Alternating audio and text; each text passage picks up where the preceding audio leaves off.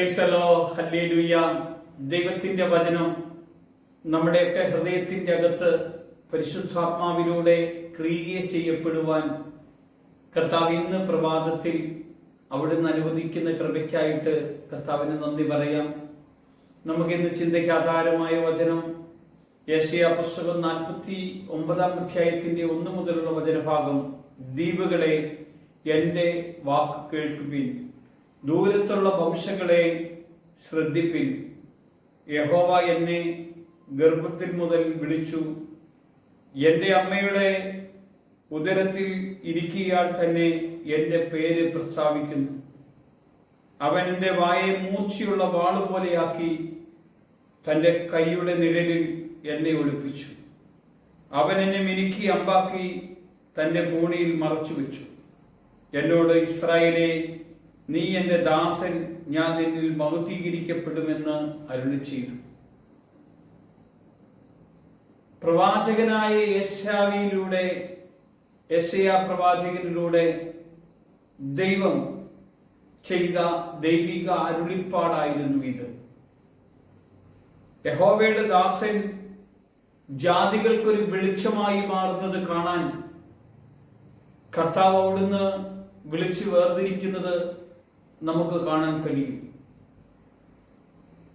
പ്രവാചകനായ യെശയ്യാ പ്രവാചകൻ 1 അധ്യായത്തിൽ മുതൽ നമ്മൾ ശ്രദ്ധിക്കുമ്പോൾ നമുക്ക് കാണാൻ കഴിയും, പ്രവാചകൻ ആദ്യ പ്രസംഗം ആരംഭിക്കുമ്പോൾ അവിടുന്ന് ഇസ്രായേലിനെ നോക്കിക്കൊണ്ട് അകൃത്യം നിറഞ്ഞ, പാപം നിറഞ്ഞ, ബന്ധനം നിറഞ്ഞ അവസ്ഥയിലുള്ളവരെന്ന് വിളിച്ചു പറയുന്നത് കാണാൻ കഴിയും. അകൃത്യഭാരം ചുമക്കും ജനം, ദുഷ്പ്രവർത്തിക്കാരുടെ മക്കൾ, വഷളായി നടക്കുന്നവർ, ദൈവമാരെന്ന് അറിയുന്നില്ല എന്ന് പറഞ്ഞ പ്രവാചകൻ അവരെ ശാസിക്കാനും അവരെ കുറ്റപ്പെടുത്തുവാനും അവരെ മാനസാന്തരപ്പെടുത്തുവാനെല്ലാം ശ്രമിച്ചുകൊണ്ട് കടന്നുപോയ പ്രവാചകനെ ദൈവം 6 അധ്യായത്തിലേക്ക് വരുമ്പോൾ അവിടുന്ന് കർത്താവിന്റെ വലിയൊരു പ്രവൃത്തി നമുക്ക് കാണാൻ കഴിയുന്നു.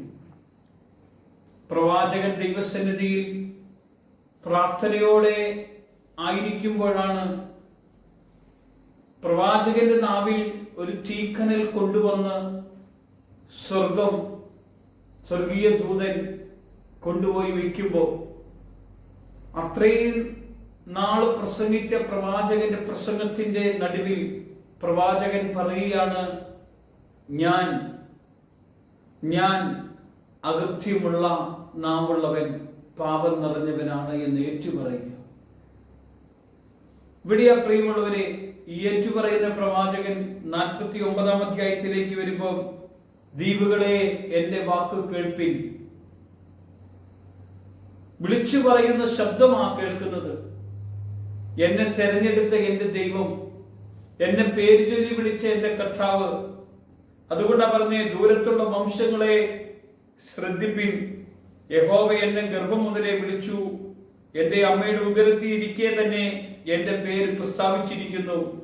അവൻ എൻ്റെ വായെ മൂർച്ചയുള്ള വാള് പോലെയാക്കി എന്ന് പറയുമ്പോൾ, പ്രവാചകന്റെ വായിൽ നിന്ന് വരുന്ന വാക്കുകൾ കീറി മുറിയപ്പെടുന്ന വാള് പോലെ ദൈവത്തിന്റെ വചനത്തിന്റെ പൊരുളുകളെ മനുഷ്യഹൃദയത്തിന്റെ അകത്ത് ചുരുളുകൾ പോലെ അവിടുന്ന് അയക്കുവാൻ ദൈവം ഇടയാക്കുമ്പോൾ, ചില കെട്ടുകളും ചില ബന്ധനങ്ങളും ചില ഭാരങ്ങളും ചില അസ്വസ്ഥതകളും ചില രോഗങ്ങളും ചില ബുദ്ധിമുട്ടുകളെല്ലാം മാറ്റാൻ കഴിയുന്ന ദൈവത്തിന്റെ ശക്തി സ്വർഗത്തിൽ നിന്ന് ഇറങ്ങി വരുന്ന ഒരു അനുഭവത്തിലേക്കാണ് കടന്നു പോകാൻ ഇടവരുന്നത്. അതുകൊണ്ട് ആ പ്രവാചകൻ വിളിച്ചു പറഞ്ഞത്, എന്നെ വിശുദ്ധീകരിച്ച, പേര് ചൊല്ലി വിളിച്ച, അമ്മയുടെ ഉദരത്തിൽ എന്നെ വേർതിരിച്ച എൻ്റെ കർത്താവിന്റെ സന്നിധിയിലാണ് ഞാൻ നിൽക്കുന്നത്. പ്രിയമുള്ളവരെ, ഈ പ്രഭാതത്തിൽ നമ്മൾ ഏതവസ്ഥയിലായിരുന്നിട്ടും നമ്മെ വിളിച്ച് യേശുക്രിസ്തുവിന്റെ സന്നിധിയിലേക്ക് കൊണ്ടുവന്നെങ്കിൽ നമ്മളെക്കുറിച്ച് ദൈവത്തിന് എത്രയേറെ പദ്ധതികൾ ഉണ്ടായിരിക്കും. ഞാൻ എൻ്റെ കർത്തന്റെ വേല ചെയ്യുവാനുള്ള ഒരു വിളിയല്ലേ ഈ പ്രഭാതത്തിൽ കിട്ടിയിരിക്കുന്നത്. നമുക്ക് ആർക്കെങ്കിലും ഒഴിവ് പറയാനുണ്ടോ? അവിടുന്ന് വചനഭാഗം, മൂന്നാമത്തെ വചനഭാഗം പറയുക, 49:3, എന്നോട് ഇസ്രായേലേ, നീ എന്റെ ദാസൻ, ഞാൻ നിന്നിൽ മഹത്വീകരിക്കപ്പെടുമെന്ന് അരുളിച്ചെയ്തു. കണ്ടോ, ഇസ്രായേലേ, നീ എന്റെ ദാസൻ, നീ എന്നിൽ മഹത്വീകരിക്കപ്പെടുമെന്ന് പറയുവാൻ ദൈവം ഇടയാക്കിയെങ്കിൽ, ദൈവം വേർതിരിച്ച ഒരു സമൂഹം, ദൈവം വേർതിരിച്ച മക്കൾ, ദൈവം വേർതിരിച്ച വ്യക്തികൾ എത്ര അനുഗ്രഹിക്കപ്പെട്ടവരാണെന്ന് നമുക്ക് ദൈവസന്നിധിയിൽ കാണാൻ കഴിയില്ലേ പ്രിയമുള്ളവരെ? ദൈവത്തിന്റെ വിളിയെ അത് എല്ലാവർക്കും കിട്ടുന്ന ഒന്നല്ല. മോശയ്ക്ക് ആ വിളി കിട്ടിയപ്പോൾ മോശ പറഞ്ഞു, എനിക്ക് തടിച്ച നാവുണ്ട്. അബ്രഹാമിനെ വിളി കിട്ടിയപ്പോൾ, എനിക്ക് മക്കളൊന്നുമില്ല, 25 വർഷമായി ഞാൻ കാത്തിരിക്കുന്നു എന്നൊക്കെ പറഞ്ഞു.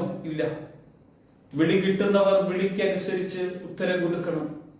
ദൈവസന്നിധിയിലാണ് നമ്മൾ പ്രാർത്ഥിക്കുന്നത്. ഒരു നിമിഷം കർത്താവിന്റെ സന്നിധി ഹൃദയങ്ങളെ തുറന്ന് ഈ പ്രഭാതത്തിൽ കർത്താവിനോടൊന്ന് പ്രാർത്ഥിക്കാം. കർത്താവേ, സ്വർഗീയ പിതാവേ, അവിടുത്തെ കരം വെച്ച് ഞങ്ങളെ അനുഗ്രഹിക്കണം.